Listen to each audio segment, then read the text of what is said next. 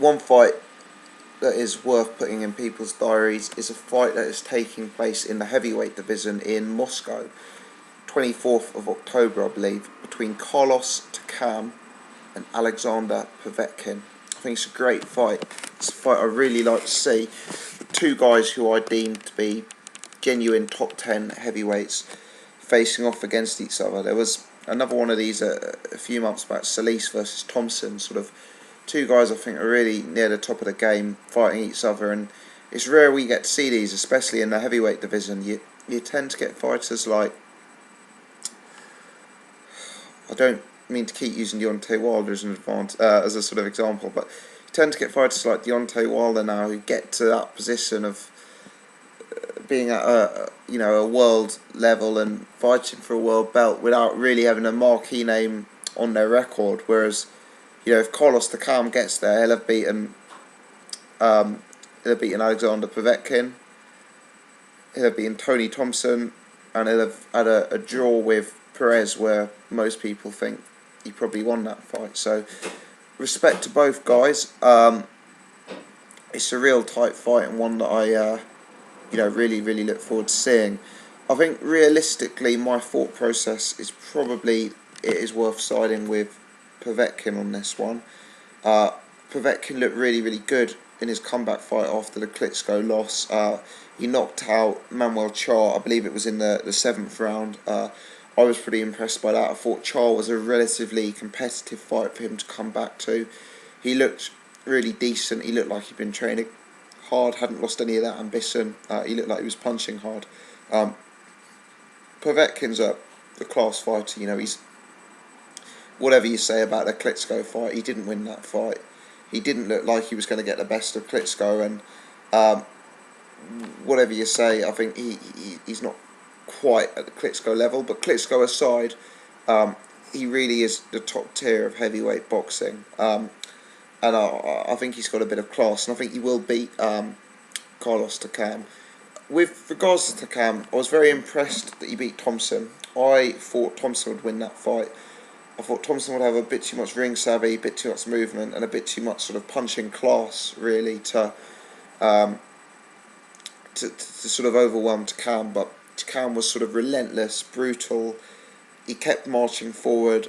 He looked very powerful, very strong. When I say powerful, I mean sort of physically powerful in terms of his build and his movement.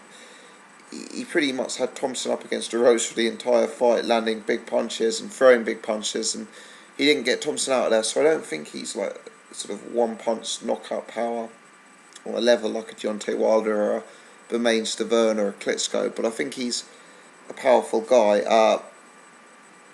There were times during that fight where I thought Thompson looked like the better fighter. Now, I'm not saying Thompson won, because he definitely lost that fight, but there were just times when Thompson was landing much sort of cleaner punches and, being slightly more elusive up against the ropes.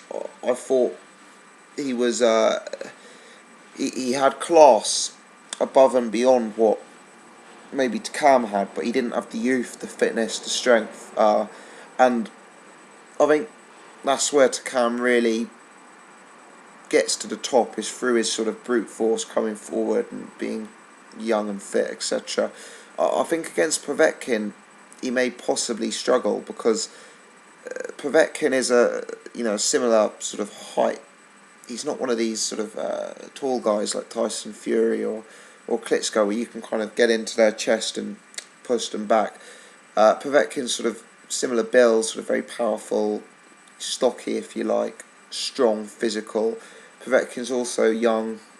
He showed how fit he was by taking a 12-round fight with Klitschko and not being stopped in that fight. So it's going to be a bit of a war of attrition, a bit of a gauntlet, I think, and I can see them meeting in the centre of the ring, and I think they've both got relatively decent chins. I could see it going 12 or Povetkin knockout, but whether it goes to knockout or points, I see Povetkin as winning. I think Takam's tactics won't be as effective on Povetkin as they were against the Tony Thompson.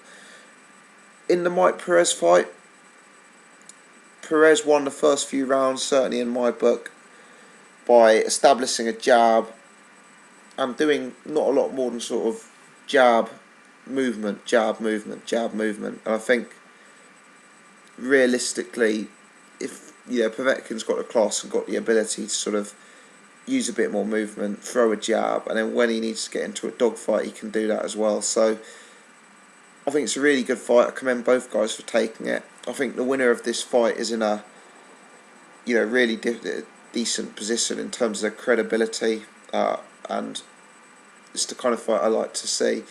As a side note, I think the fight is for the WBC silver belt. It's possibly not the best time to be going down the WBC route for a heavyweight. We've got a new champion in Bermain Stavern. He's got a mandatory Deontay Wilder. I believe the winner of that fight has to fight Bryant Jennings. So you're looking at being quite a long way away from any fight with the champion to win the belt. But it is for WBC silver strap nonetheless. And hopefully the winner of this keeps getting good competitive fights. But it's good to see. As I say, I'm siding with Povetkin. I'm keen to hear people's thoughts, and keen to hear sort of where you think the winner may go. So please do leave your comments below.